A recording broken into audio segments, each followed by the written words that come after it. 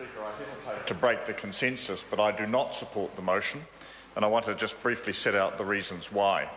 A number of speakers have made reference to the fact that the Electoral Commission, which was established in 1993, is there to oversee fairly, impartially and properly the administration of our electoral system, and that is the point of my objection. It is based on United Future's experiences with the Commission earlier this year over the matter of party registration, and Sir Hugh, I am afraid, played a leading role in those discussions. What, to my way of thinking, breached the whole issue of fairness was that, first of all, the Commission told us that what we were seeking was not possible because it was contrary to the legislation.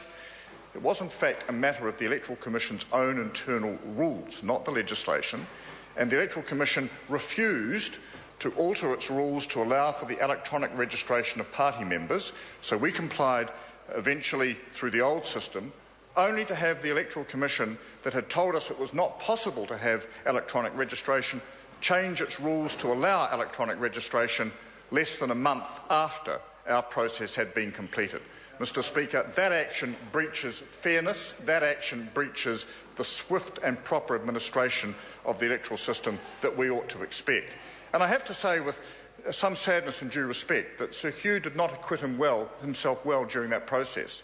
When I explained to him that the situation had arisen because parties in supplying the statutory declaration needed to provide no other information, and that had we signed a statutory declaration the situation would not have arisen, he kept saying to me, "But Mr Dunn, that would have been wrong." And I kept saying to him, "That is precisely the point.